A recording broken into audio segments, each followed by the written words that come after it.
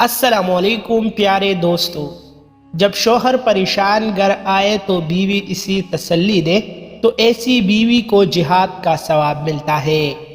جو پاک دامن عورت نماز روزی کی پابندی کرے اور جو شوہر کی خدمت کرے، اس کے لیے جنت کے 8 دروازے کھول دی جاتی ہے۔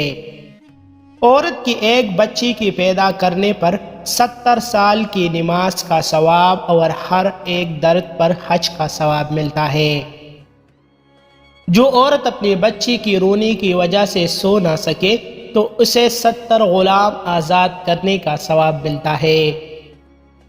کسی عورت کی بابرکت ہونے کی علامتوں میں سے ایک علامت یہ ہے کہ اس عورت کی طرف رشتہ بھیجنے اور رشتہ منظور ہونے میں آسانی ہو۔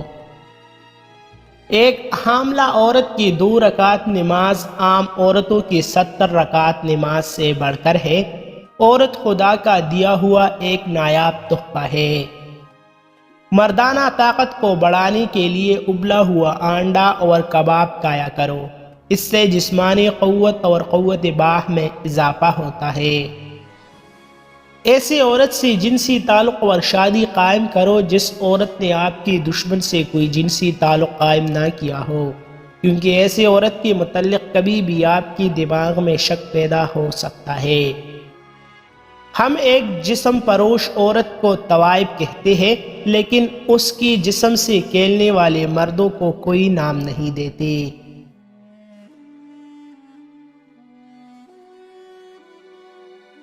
عورت کو مباشرت کے لیے تڑپانا ہے تو اس کی ایک چیز منہ میں پکڑ کر کھینچ لو، اور وہ ہے عورت کے کان کے نچلے حصہ۔ مزید ایسے اچھی ویڈیوز کے لیے ہمارا چینل ابھی سبسکرائب کریں۔